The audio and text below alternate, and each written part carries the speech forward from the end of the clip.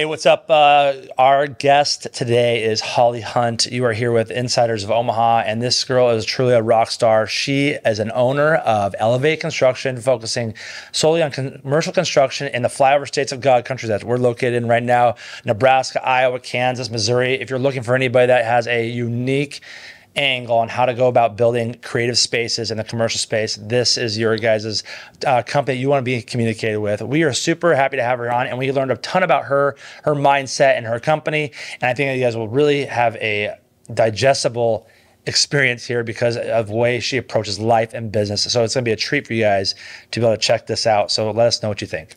Yeah, and I actually learned quite a few things myself, for like some things I'm going through mentally. So maybe you people pick up on the same things I did in this. But little housekeeping thing here, two things. One, if you guys are watching this, the only way this podcast has grown so far, and we've seen the most growth ever in the last 30 days that we've ever seen on the podcast. So if you guys are watching this, get any kind of value out of it, share it with a friend. It's only going to grow from word of mouth or on your social media or whatever.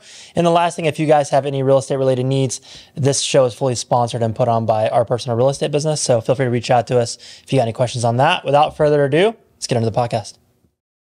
You ever done a podcast before?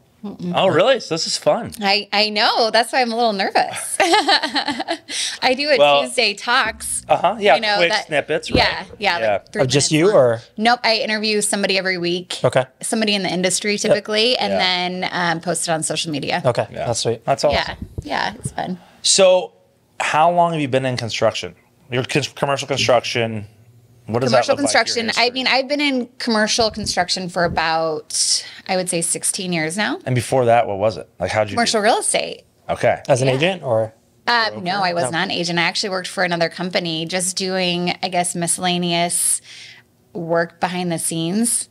And so I worked with a lot of real estate agents. But a component of that was actually construction management. And so that's how I initially got into it. So you saw this opportunity? Well, okay. So should I go into the full let's hear it. Give it listing of to us raw, Holly. Okay, great. So basically what we did, so when I first got into it, what we did is we went around the United States, and basically we would find a space for scooters, Complete Nutrition, Profile by Sanford, all of these franchise concepts. We would find them a space, somewhere in a retail strip. Strip mall, yeah. And then we would hire the architect and help with the design of the plans, and then we would hire the contractor. So I was on the other end of it, basically hiring the contractor and then managing that entire project from beginning to end. And so I got to see all the ins and outs of the construction process and worked, very closely with the contractor and the client. And then basically just formed an entire process around that. It was a turnkey service. And so working with so many different people, and then did that for 3 years before deciding to start another company. And so I saw a little bit of what not to do, I guess. And so it was like, okay, here's what the client is wanting. The contractor isn't necessarily giving this to them. So how can we do this a little bit better? And so decided to start a company from that. And it was an amazing process because we were able to come in and kind of be a hero, I guess, because people weren't getting what they wanted. And so we were able to do that for them. What were some of the things that you were hearing from people, or sorry, not even noticing? Yeah. Like, hey, this is not answering the mail here. A lot of non-communication. So, if a project wasn't going smoothly, a lot of times that was hidden from the client. And what we wanted to do is be very upfront. So if there was a problem, we want to come with a solution. And here's what's going on, but here's what we're going to do to solve this issue.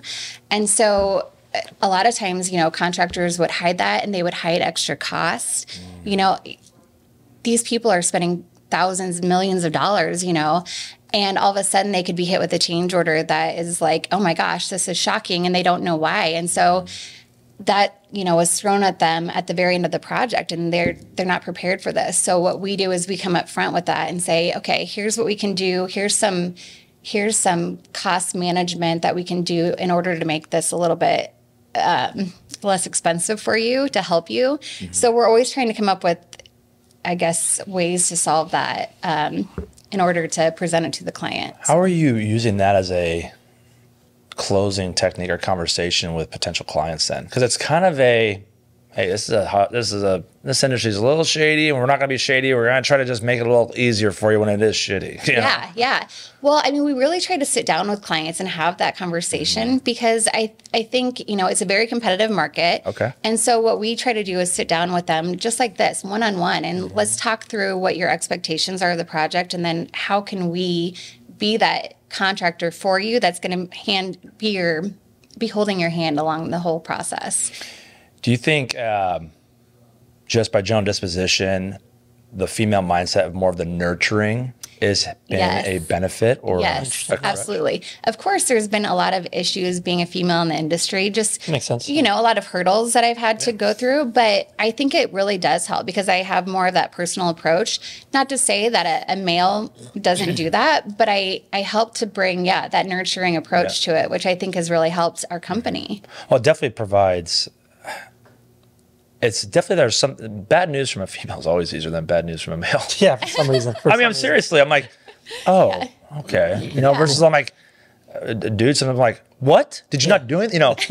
It puts a little bit on your heels in a good way of saying, okay, let's just see where we're at. This is neutral. Right. And now let's see how we can make it better. Okay. Exactly. I do think there's something to what you said of like just bringing up the negatives though. Like people try to avoid the negatives. Right. Like you're talking about there's problems in the project. Yeah. I feel like bringing up the negatives is way easier in the long run. It's totally maybe suck for like 10 seconds, but other than that, it's so much easier. As long as you're providing a solution to it, and it's not so bad, Of course, with every construction project, there's going to be issues. There just is. Yeah, absolutely. But as long as you're saying, okay, here's how we're going to solve this problem, it's a lot easier for somebody to handle it that way. And you said it sounds like you set the expectations up front that there's going to be problems. Exactly. Yes. Yes. And we really try to talk with the clients up front about here's how long this process is going to take. Here's what you're having to do with plans, which always takes longer than people expect.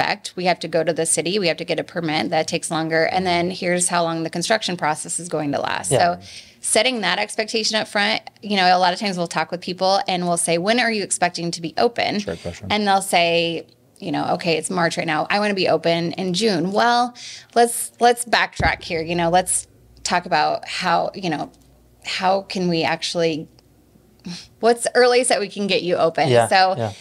Typically it's not going to be that quick because City of Omaha is going to take 8 weeks to get a permit. So very rare are you sitting down with a client and you're like, oh yeah, that's a perfect timeline. And we'll make that. We'll probably be ahead of schedule. It's not, to me, it sounds like you want to be open as soon as possible. Okay. Yes, exactly. Yeah. And anything's possible with a little bit of money, but not, we can't work miracles. Can't grease the skids that much politically. Exactly. Yes.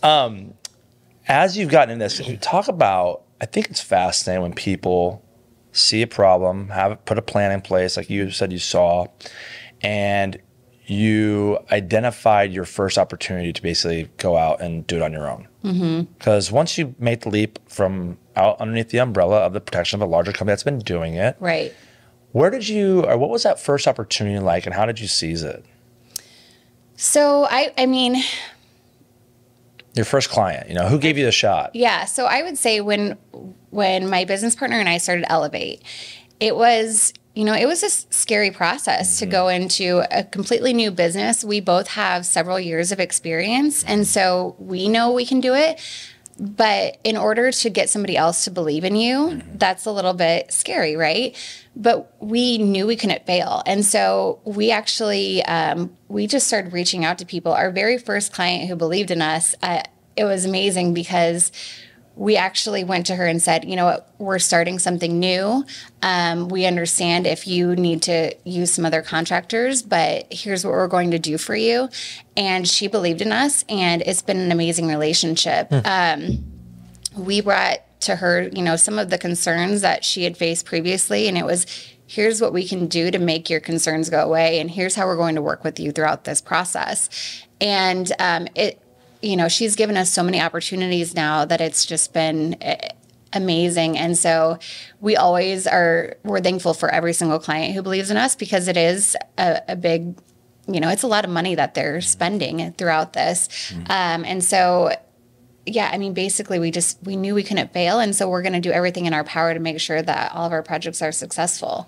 Where did you notice that you had to, so maybe I got the first client, tackle that, all of a sudden you got second, third, maybe, and all of a sudden I need some more people. What did that look like for you as you kind of transitioned to more leverage? As far as employees, yeah.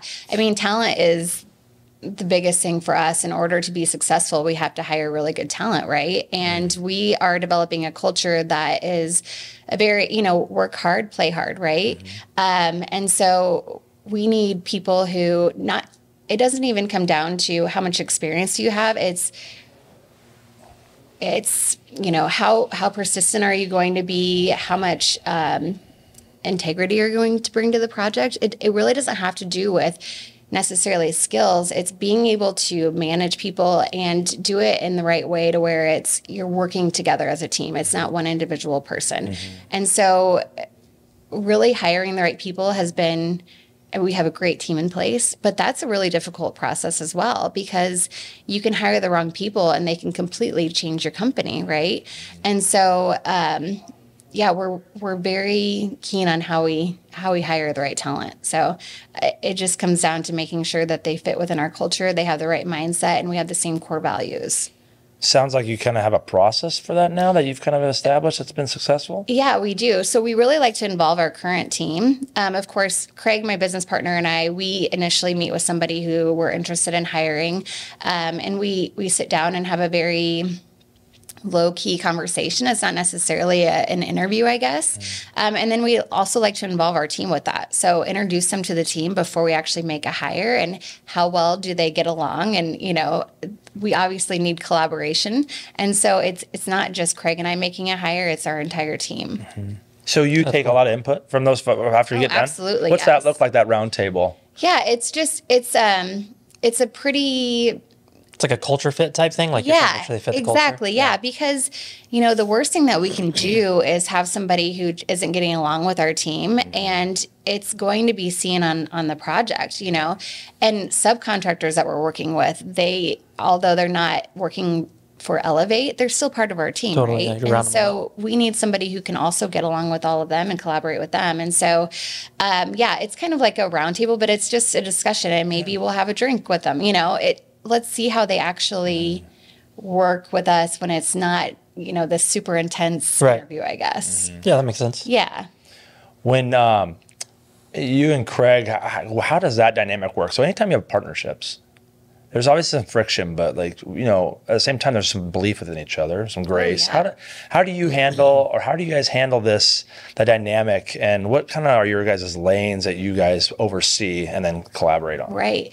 You know what? We actually fit perfectly together because we both bring different talent to the company. And so Craig has a background where he's been in the field, and he's actually, been a superintendent, and he's a project manager. So he brings a technical aspect to our company where I have more of the business mindset and operations. And so we actually work very well together. Of course, there's always going to be disagreements with partnerships. But what we do is just, what are the pros and cons to the decisions that we're making? And then what is going to be best for the company? And so it's not, it works really well, and the biggest thing though for us is that we're both making decisions with our team. And it's not just you're making this decision or I'm making this decision. It's a team approach. That's Yeah, awesome. that makes sense. Yeah. Do you, I feel like when you do the partnership, a lot of times I've been guilty of this, but if you don't find somebody that has a complementary skill set, somebody that fills the voids that you have, there is a lot more friction because you have these same ideas, and you're both drivers in the same direction, but it's but in different vehicles, Exactly, yes. But when there's a complementary, it's like, I'm going to rely on you for some things that I just can't do. Right, Or yes. want to. Yes. And vice versa. Exactly. And how did you guys come to meet each other? That's a good question. one relationship away from being successful for almost everybody, right? So how did that happen? Right. Yeah. So actually, I hired Craig to be a project manager at my last company. And so he worked for me at the time, but we really worked together. So we actually partnered up on several projects together. And so that's kind of where we found that dynamic where we worked really well. And so, he brought the skill set that I did not have, and vice versa. And so we decided, what, we work really well together. We have the same core values and how we want to see a culture. And we really just loved meeting people throughout the Omaha area. And so we started, reaching out to different people, found those relationships with subcontractors. And so it was like, okay, let's start something new and let's really bring this personalized approach to construction because it's not, construction is not sexy, right? And so it's like, well, let's do something different than all other contractors are doing. Let's sit down and have this conversation with clients and not make it too serious. And so that's when we decided to start Elevate and I guess just bring more of a personalized approach to construction. What is the normal approach in the industry then? I mean, to me, that seems like a no-brainer. Right. No, I mean, I guess with most people, it's just kind of like contractors are going to do, what they want to do, right? Okay. They're in it to make money. We're all in it to make money, right? But it's more to them, it's a job, I guess. And so, yes, it's a job for us, but we're treating every project as if it's our own. And so, as much detail that goes into every project, it's like we have to make this amazing because this is somebody's dream, right? Mm-hmm. And so we try to put ourselves in their shoes and how they see how they see the project coming together. It's okay. We want to be that individual for a minute and figure out what is the most important for them and how can we make this a reality. So like most time, anytime I've dealt with contractors or builders, I'd put them like in the same mental category for me. Mm-hmm. It doesn't just click with me that what you're saying. Most time it's like you want to do something on your own, like your idea, they're almost annoyed by it. Yeah. Because they're like, no, I know how to do it. Exactly. I know my way to do it. Yes. Your approach is more like, what do you want to do? Right. Yeah. And we'll help you do it. That just clicked with me. That makes sense. Yeah, exactly. Because builders hate when you're like, I mainly dealt with builders because residential real estate. Yeah. They hate when you're like, oh, I'd love to make this happen. They're like, can't do that. Yeah, I already have my setup. I'm going to do it this way. That's going to take too long. Yeah. Mm-hmm. Yeah. Or take too long where they put some ridiculous number on it. Yeah. That's going to be an extra 200,000. Well, that's exactly it, and not to knock on anybody, but a lot of times, they'll be like, well, that's going to be way too expensive. Yeah. Well, if that's what the client wants, that's what we're going to do. Yeah, and we're also going to come to them if cost is a big problem for them, then it's okay, how can we make this a little bit less expensive for you? Here's another alternate, right? So we're trying to come to the table with a different approach that way. Makes sense. Yeah, that totally makes sense. When I start hearing you talk and you're starting to establish it, to me, it sounds like not every client is a fit. You're absolutely right. Yes. Right? I mean, you are establishing a niche of who works best for you and who would be best served for you guys and vice versa. Right. Do you talk to clients about that? Like, hey, this is just as much about us figuring out if we're going to fit for you as if we want to work for you. Right. Like that's, I mean, not to sound. That is a big deal. Not to sound arrogant, but guys, that's a reality. It's like not everybody's friends. Exactly. So, yes. What's that look like for you guys? Yeah. I mean, so we're in commercial construction for a reason. And before you finish that, what would you say would be kind of your niche? What people think about, hey, commercial construction, we're not building high rises here. Right. We're doing like daycare. What does this look like? Yeah. I mean, we essentially will build anything that is not a single family residential. Okay. So we will build a small strip center. multifamily. Yeah, commercial strip center. Multifamily. Okay. Absolutely. We would love to build a building and then finish out all the spaces within it, right? Okay. Cool. But we will do small projects and we'll do large projects. We don't say no to the size of a project because we don't want to be known for only doing small. Right. We don't want to be known for only doing large projects. So essentially we'll do. It's easy to get put in that bucket and stuff. Well, what's your span then? Your dollar amount for project? You probably range between 2 and 100. I don't know. So right now is our dream project size is about 10 million, I would say. Yep. Eventually, we want to obviously do larger projects than that, but with our current team in place, we're at about 10 million and under. Okay. But we have some clients who come to us and they're like, okay, we want you to build our building, but then we also just had somebody run into this building. Can you just fix the siding for us? Something very small. But we want to be the contractor that is their go-to for everything, Cool. Because the minute that we turn down maybe it's $100,000 project, they're going to go to somebody else who is willing to do it. That relationship starts to form and yours takes away. Yeah. And so we want to be their go-to for literally everything. So sorry. That's smart. no, sorry. I was just going to say, if it's the right client, we want to be there for them. I'm not trying to push back. I'm just curious. Do you feel like that's realistic? Like where you can serve every level at the highest level? I do, because as long as we're hiring the right talent who fits that, then yes. So what we're trying to do with our team is really form a team that, okay, these people work great on smaller projects, these people work great on larger projects. And so we're not trying to make anybody do something that they're not good at, right? Because there are people who are better fitted for different types of projects. So it's a matter of task organization. Exactly. And yes. filling the Talent, roles. Yeah, absolutely. Yes. How have you, what's your take on the talent in the marketplace? You know, I will say it's really difficult. There's not a lot of people who want to do the trades anymore. Sure. You're still seeing that heavily. Oh, absolutely. It's getting worse. It's getting worse. Yeah. I would have thought it would start to get better. And you say not. getting worse. What makes you say that? So it's getting more and more difficult every year to find good talent.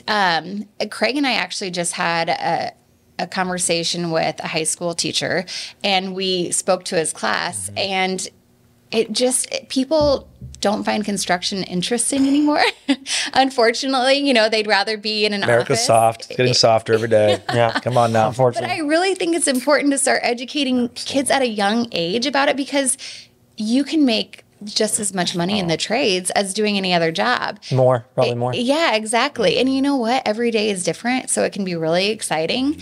But I think they're taking away the classes, the shop classes, the gone. wood classes. Really? Yeah. I mean, I didn't even know that. Very They are. limited nowadays. Or they're Wow. combined with 3D printing. It's sad. Yes. Yes. Interesting. And I didn't know so that. I think we need to get that back into school and start, you know, educating kids and letting them know, okay, come on our job site, you know, see what's going on and learn the trades. I love hearing that. That's Yeah. But unfortunately, you know, we're not able to make that decision. But we can start, I think the more that we can start talking to classes, high schoolers about it, and it might help a little bit. Have you noticed on the talent side, talent acquisition, that more companies are finding the good talent and then just locking them down on being, hey, we know you're good, but I need you 100% with us. We're just going to bring you on salary or bring you in. I mean, does that happen? Or are they still It getting does. a lot of contractors, you know, they're being subbed out for a lot of different things? You know what? I think the market is very competitive right now, and so people are trying to hold on to good talent.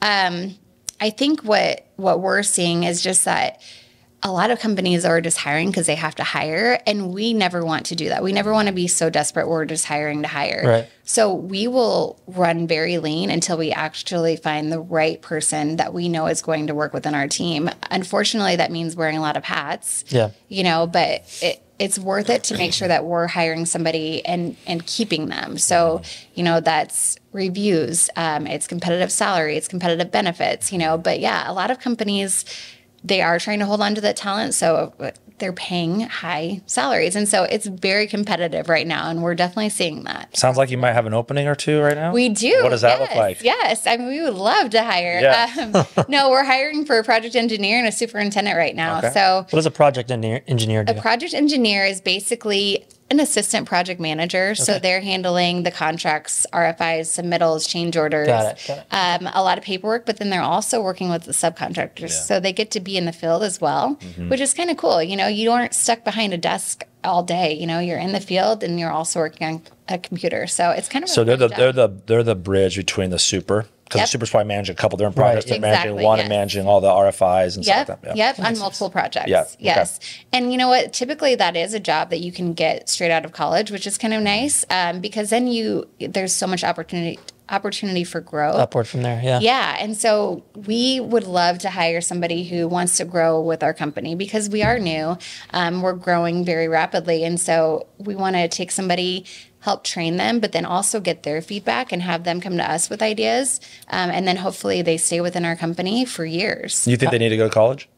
No, they do not actually have to go to college. No, we would love somebody who's in the trades actually to come. Those people are amazing because they've seen firsthand what needs to be happening. And so absolutely not, college doesn't always have to be the answer. Yeah. Yeah. I was having a conversation the other day with a young man, and just noticed, and this is anecdotal, but talking about wanting somebody maybe from the trades, very utility based in terms Yes. of being of utility. Like Yeah. I can utilize some skills to make some things happen. And how important, I noticed for this one individual that there was really no concept of like you know what? I'll just figure it out. There was, nope, can't do it. It was just automatic. And I personally, I've never been that guy. So for me, it like shines a red flag for me of understanding, like, how do you accept no? Right. How in my mind, and my dad, high school education, my mom was one of the only people that go to college out of her family. So they were very utility and know how to, I mean, they built their own house every time they've lived in it. It's crazy. My mom shingled my house I grew up in. That's awesome. Wild, right? But it's just fascinating. I think part of it's the technology. Everything's right at our fingertips. But just the idea of being able to problem solve at a very high level Right. Yes. is a skill in itself that people don't recognize. You're right. Yes. Because with the amount of resources that are out there, I might just YouTube it. Good. If that's your resource, that is still a resource and you're still figuring it out on the ground. You know, I think that's really interesting because I think when you talk about maybe getting somebody from the trades or has some, you know, smaller project management experience, they understand creative problem solving and you know what, give me some time, I'm going to make some connections and we're going to figure out a solution versus the college educated who hasn't really had struggle and be like, it's do or die. I got to figure this out. Right. Yes. You know, because what is necessity is the mother of all invention. Yeah. Right. So I just think that's really interesting. That's a great plug for people in the trades of any sort on any level, you know? So I think that's a great point. Sorry. Yeah. I mean, firsthand experience is truly the best because everyone can go and learn from a book, but once you're actually in the field and you're working and you're seeing those problems arise and you're solving them, that is the best experience that we could ever get. And so that's truly how I've learned, you know, is just being in the field, asking so many questions. And although they might be stupid questions, it's like, that's how I'm learning. And unfortunately, we have to learn from making mistakes, but it makes us better, right? And so, yeah, you're absolutely right. What is, hey, I get a call to Elevate. Hey, is this Holly? Yeah, that's Holly. I think we're interested in building something. I've heard some great things about you. What's our next steps? I want to see if you're a good fit for us. So talk us through that process you guys have established, and when it's go time, and you say, "Hey, all team on board. This is our pitch." Yeah, so we always want to sit down face to face. If that isn't possible, I mean, we will go anywhere that the client needs us to go. But we want to sit down face to face. What are your expectations for this project? You know, what exactly are you looking for? What are you envisioning? And then what are your budget expectations? What are your schedule expectations? Finding all of that out before we're spitting out information, you know? And so really just figuring out what is your dream and how can we help you to get that, right? So then once we've found out all of their expectations, then we can come back and say, okay, so let's figure out how we can get there, right? And here are the steps to get there. So it's hand-holding, you know, and how involved do you want us to be? Do you have an architect involved? Do we need to introduce you to an architect, you know? Do you have any subs that you want to work with? So it's really just finding out all of their expectations. How do we get there? Let's take the steps to get there. And then, you know, if budget, for example, is one of their biggest issues, I guess, you know, they're very budget conscious. Okay, well, let's figure out, you like this carpet? Well, here's a great alternative for that. You like these light fixtures? Here's a great alternative for that. That's going to be much less expensive. So it's value engineering, figuring out how we can hit their budget expectations. And then when it comes to schedule, you know, if schedule is extremely important to them, well, then let's cut out some of these, I guess, intricate details, because then we can get this done a lot quicker, right? If there's long lead times on certain materials, well, let's cut those out and come up with something that's going to be, you know, in stock so that we can make the schedule go quicker. So, Got it. Yeah. Do you guys, how much, so I call it pre-qualification. I mean, time is of the essence, and that's the biggest commodity we all have, right? So how much pre-qual, like phone conversation, validating this is going to be worth my time. What does that look like for you guys in this kind of space? Yeah, unfortunately, it's very difficult. But it depends on the client if it's worth it or not. You know, you probably know some people already. Like, hey, we got to take this meeting. Yeah, but you know, it's okay. Are their expectations a little bit out of line? Are we ever going to make them happy? Right. You know? Is this a win situation? Right, exactly. Yeah. So I think it's just, you know, when you're having that sit down face to face with them, you can kind of start to realize that. And also their demeanor, if they're going to, I guess, shop us, and they're just in it for low bid, we're probably not the right contractor for them, because what matters to us is the quality of the project. And so we might be a little bit more expensive. And if they're just going, I just want pure low, price. Yeah. then we're probably not the right person for them, How long have you guys been been a business? So we have only been in business for about a year and a half. Oh, awesome. Elevate's, I thought it was a little longer. Okay, No, so you know what? It's been amazing, the growth that we've seen in the year and a half. Yeah. Of course, I was a partner in another company prior to this, and so that really helped us get our feet off the ground as well. And then with the experience that we both bring to the table, we've built several projects. We've worked on millions of dollars of projects, and so that helped us. But I will tell you, what really has helped is just networking and meeting people and getting introduced to people. And it really doesn't matter if it's going to lead to business for us. What matters is building relationships. And then eventually those people are referring you to people who do want to build, 1000%. right? Yeah. It's a long-term play. Exactly. How crucial, or maybe even how rare, is the ability to connect people in your business? Like, how you said that's super important for you. It is so important, yes. But the rarity of people saying, hey, let's get a cup of coffee. I'd love to learn more about you. You join some networking groups or whatever that venue is. How do you think that's common? Or I don't. I feel like people, I hate to generalize people, but people want to be here, right? at the top, they can't see this if they're listening. Exactly. So at the top of the level, okay, so we're at the top. And so what we're trying to do is, okay, we're going to build this the smart way, and we're going to be very, very involved. And no matter how large we might get, we still want to be, Craig and I still want to be very involved. And we never want to get to the point to where we're not talking to the client one-on-one.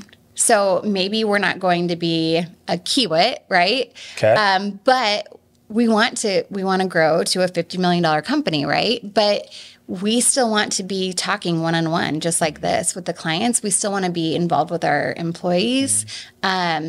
We never want to get to that point where people are a number. Yeah, you like that part of it? Yeah, I love it. Yes. You mentioned earlier, and I'm just drawing back to this because you mentioned it a couple times, was culture and values. Have you and Craig are in lockstep on those? I mean, have you established out loud and referenceable, like, hey, these are my values. This is what we're making decisions based off of. Yes.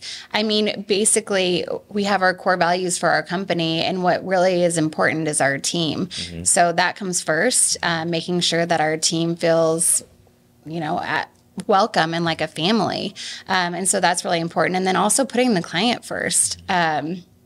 So, as long as we're following our core values as a team, we're going to see the growth that we want to see. As soon as somebody isn't following that, they're probably not the right fit, right. And so, yes, that's extremely important for us. How many people are on your team right now? So right now we just have 3 others, besides Craig and myself. Yeah. So But just so people know, the construction business is very common to have a management process-oriented team at top, and then they're working with consistent subs on the bottom that are doing and employing the vision, right? Yes, exactly. So just people understand, like, there's a lot going on. Right. It's just there's more contracted work below the top level. Exactly. C-suite. Yeah. So we sub out 100% of our work. We're not self-performing any of that work.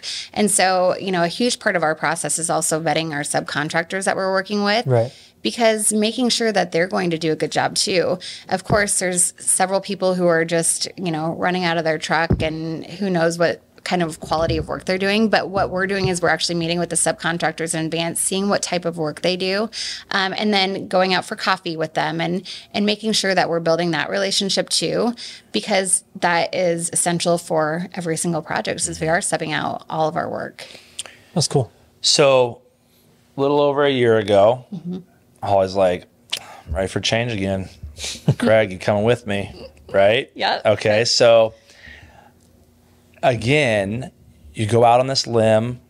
Talk about the risk-reward factor here. I mean, how does that conversation happen? And then, what do you feel like maybe was that broke the camel's back is like, I got to do this.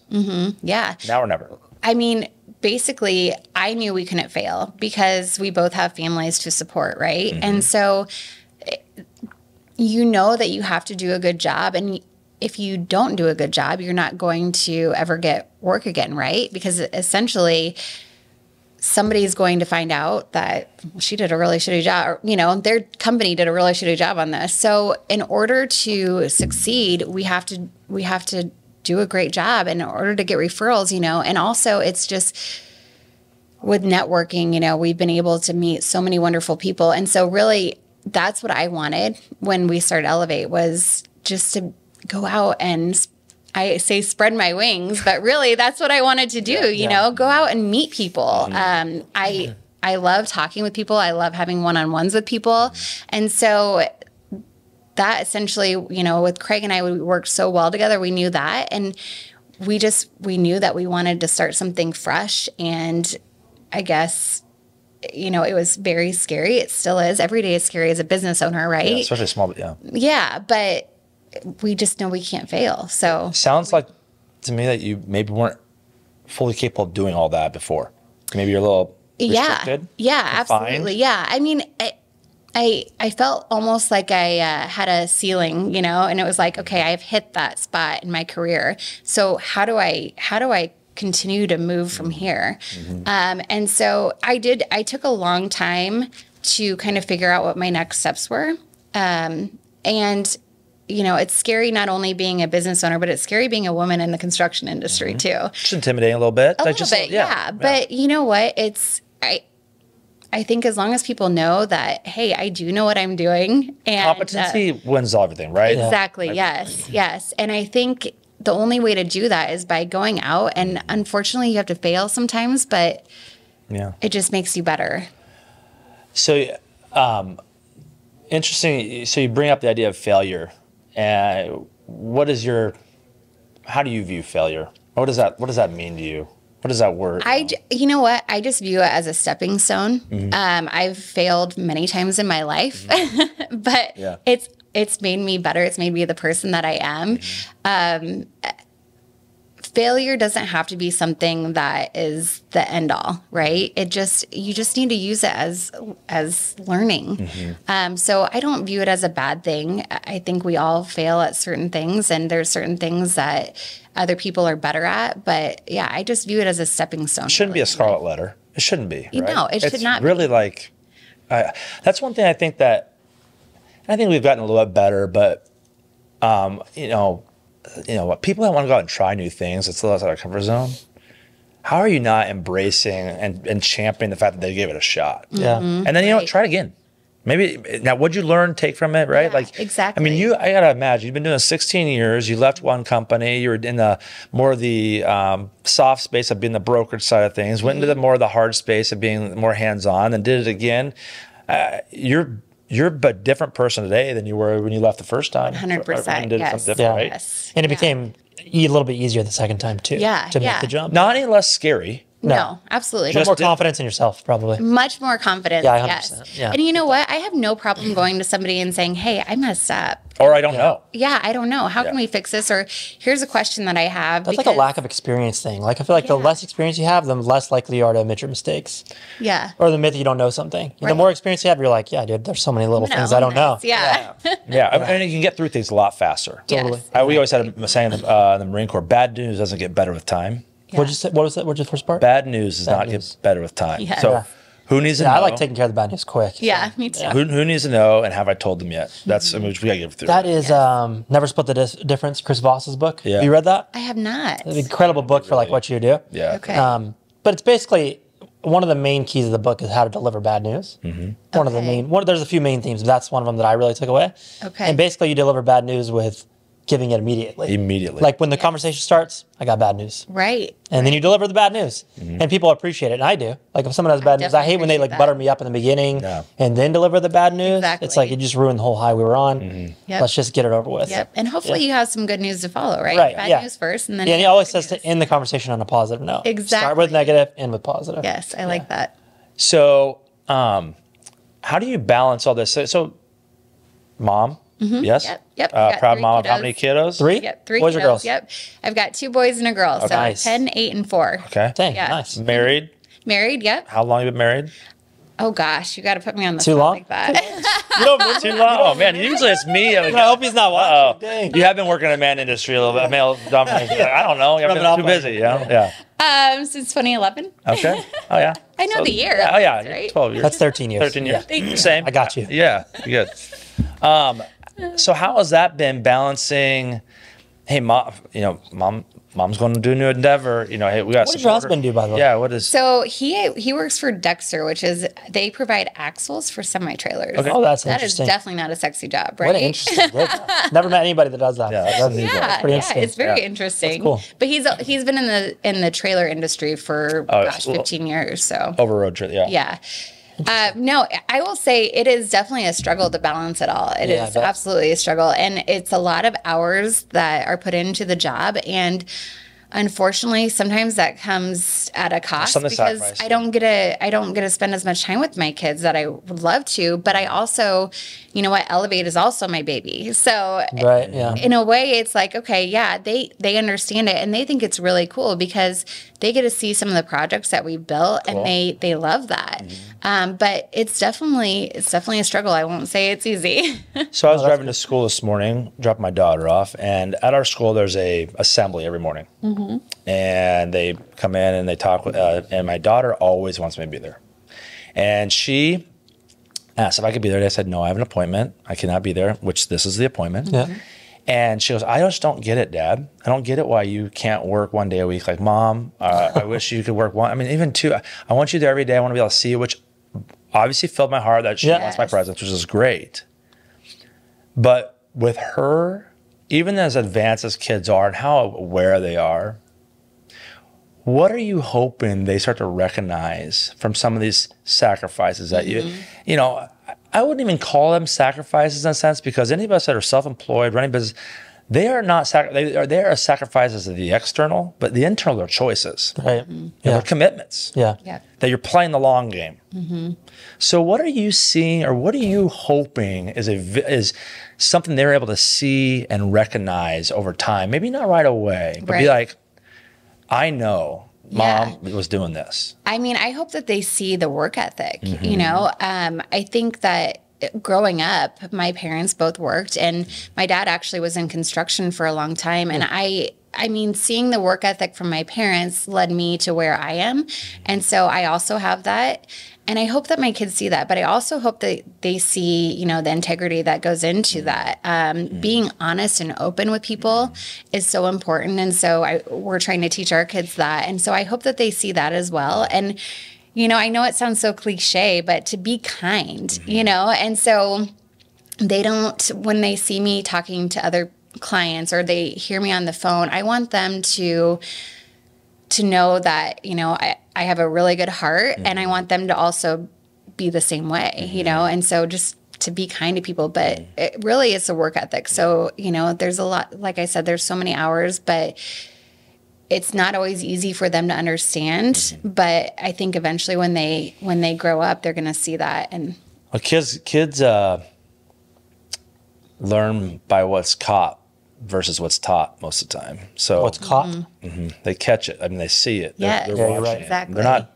I mean, you can tell somebody about gratitude, and they know what it means. But to understand what it means to show gratitude is felt. yes. And that is something that is done and seen over repetition, step by step. So that's a great point. And, I think, we say balance is, I think people talk about juggling balls, you're balancing these things. It's a harmony. You're trying to find a harmonious, Yes. a harmonizing cadence to life where Right. I am present wherever I'm at. And I feel like that's what you're kind of getting at. Yes, It sounds like I want to make sure I'm present for my kids. I'm showing them that they are a priority. Because when you say no to something, you're saying yes to something else, or vice Right. versa. Right. So, hey, no, I don't have time for you means you're saying yes to something else. Exactly. So I think that's probably a challenge, but I think you're right. Over time, they're seeing that, and it sounds like maybe you and your husband have a good communication style where you're mutually supporting one another, but they're seeing this. I think that's really hard. You don't your job doesn't always have to necessarily end at 5 p.m. You come home. Not at all. Take a call. Yeah. Maybe over the weekend, traveling. Right. Making some tough decisions. And they don't understand sometimes where that's coming from at that age. Exactly. For a long time. Yeah. What would you say is some things that you've learned in the past, through these couple transitions that you're like, because this happened, I'm going to do it this way this time. Recognizing some of these, I would say, shortfalls, but definitely some, hey, that we're going to do it differently. What were some of those things that you've kind of noticed in your own tactics as kind of, navigating this process? As I being think a it's business just communication style. So I guess it's not what you're saying, it's how somebody is interpreting what you're saying. And so I've had to learn, I guess, how to change my communication style because I haven't always been good at that. And so I guess that was definitely one of my shortfalls for sure. Also just confidence. I think as long as you're confident and okay, maybe this project isn't going as planned, but you know what? We are going to get you there. And maybe we had this issue and maybe we messed up, but this is what happened. We're going to own this. And unfortunately, it didn't go. It wasn't a dream project, but we're going to get you there, right?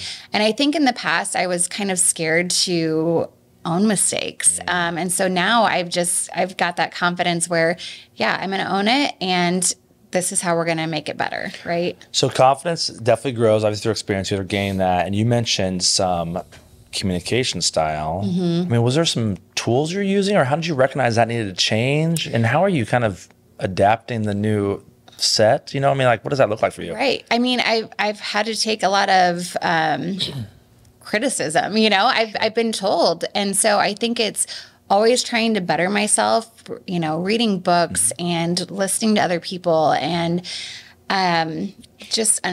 always just trying to improve. And so, yeah, asking people, how can I do this a little bit better? Or what's a better way to say this? Or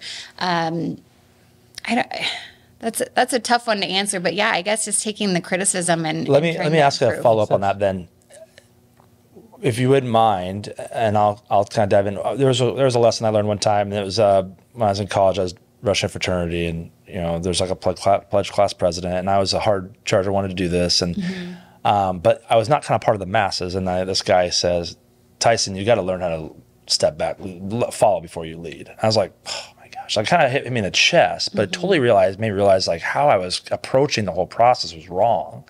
And that helped down the road a ton, but it was a very almost emasculating, So I'm curious, would you mind sharing maybe an example that you're like, I took a criticism and man, it's kind of hard to swallow initially, but looking back, that really helped me understand what I was doing. Maybe that wasn't quite as effective. Yeah.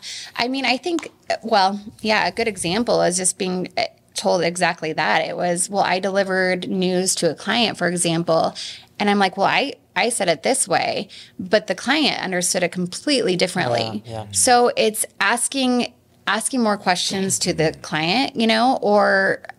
And you said the client said something?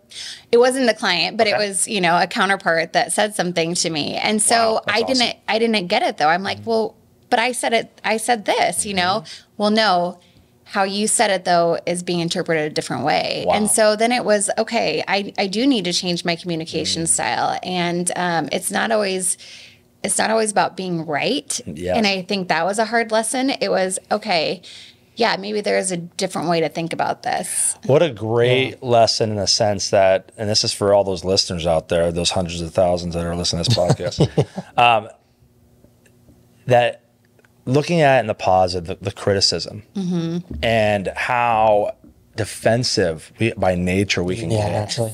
And defensive to me almost means that I'm putting up a defense to grow. I am putting up a fence in the way of growth. Yes. That's what I think about defense. If I'm thinking defense about something, I am having so much ego that, you know what, I'm still going to be right. Well, at least to me. Yeah. And I think that's really important. That's a beautiful example of saying, and I kudos to the person who said something, because that also takes cojones. Yes, absolutely. Yeah, it does. That, hey, there's some trust here, which is a major part of growth, is that you trust the person that you're getting some instruction from.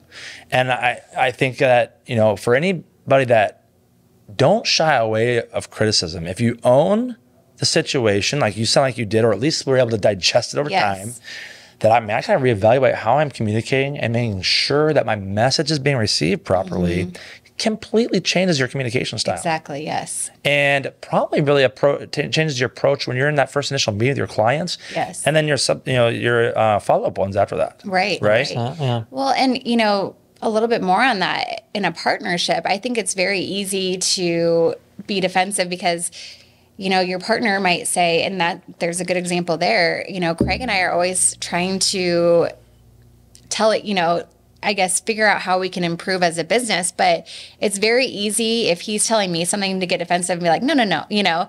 But what I've learned is I just need to listen and then, okay, digest it, like you said, right, before I speak. Because you know what? We're both coming up with different ideas, and maybe it's not, maybe neither of us are right. Maybe we need to both figure out a better way to do things. But I will say I used to be like, no, like right away, no. But now it's like, okay, I'm going to listen. I'm going to understand what you're saying before I speak. And I think too, I don't necessarily share this with my clients all the time, but I'm going to say this here, is very rarely do we have an emergency that needs to be done right now. And almost everything can wait 24 hours.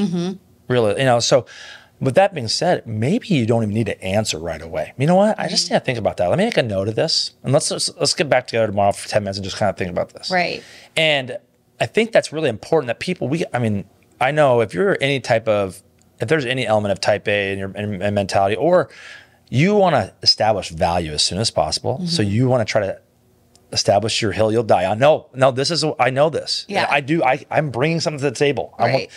And you don't want to feel like somebody's going to override you because they might know something different or have a different angle on it that might be right or might be what's being used. So you tend to not feel as useful. Right. And so I think that's a great point. I think that the fact that, hey, it's not a me win here. If the client doesn't win, nobody wins. Exactly. Right? And just like in a family, if you're talking at your spouse all the time, that is unhealthy. Right. And that you can feel that in home right away, right? And your kids see it, or your clients and the subs see it. Right. And so I think it's really important that you're identifying a very, very unique skill set of, hey, the old adage, listen first, talk later. But hey, let's make sure we get to know what everybody's on the same page with what we're understanding. Right. And then also that we can still be successful with what the information we're given. And let's go put it into play now. Exactly. Yes. Yeah. That's cool. If you were to say, Elevate is this, and Elevate will be this eventually, what does that look like to you? That's a great question.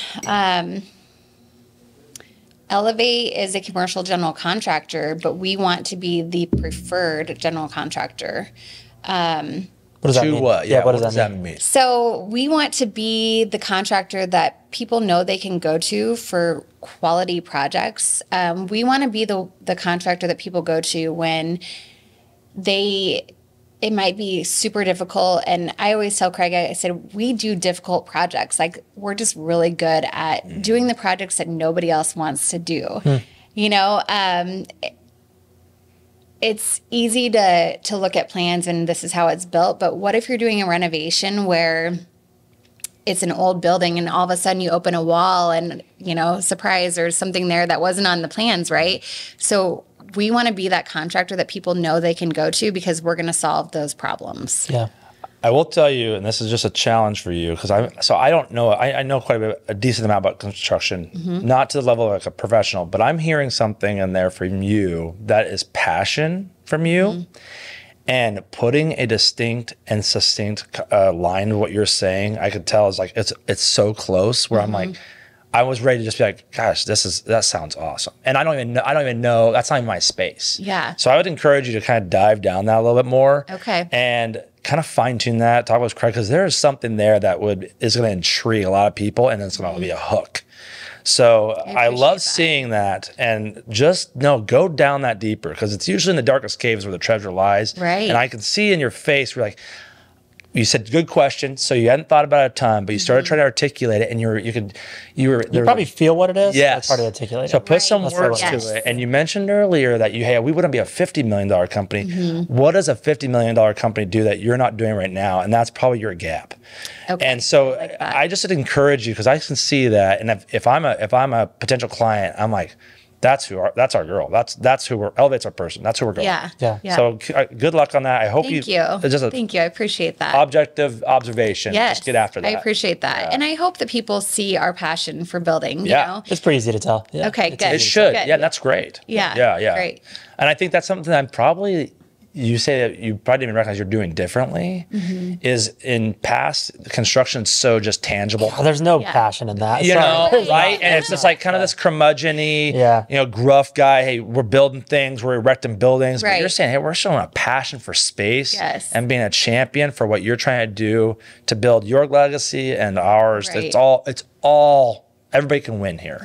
So I think that's a really cool concept that I think part of that is a passion for your passion. You know? Yeah. Right. I mean, That's how cool. cool is it to see a piece of ground and then, all of a sudden you've got this beautiful building. It is super cool. It's super cool to watch. Yeah. And you can really, people can figure out all the details that they want in that building. And it's just, it's really cool. It is cool. awesome. It's awesome. Yeah. Well, any parting shots or anything that you want to leave our audience with, or maybe advice for folks that maybe you've done a couple different transitions, been in a couple different startup situations that you would give to folks out there that, you could have just as easily say, no, I'm going to hang on for a few years and just see where I'm at. Right, Versus right. like taking a leap. What do you say to people? If you have the aspirations to have a company, or you have a dream for a company or a culture, you got to go for it, because if you are passionate enough about it, you're going to make it work. You're going to be successful if you're doing the right thing and putting your heart into it. And what's the worst that's going to happen? Right. You go work for somebody else again? Yeah, exactly. Yeah. But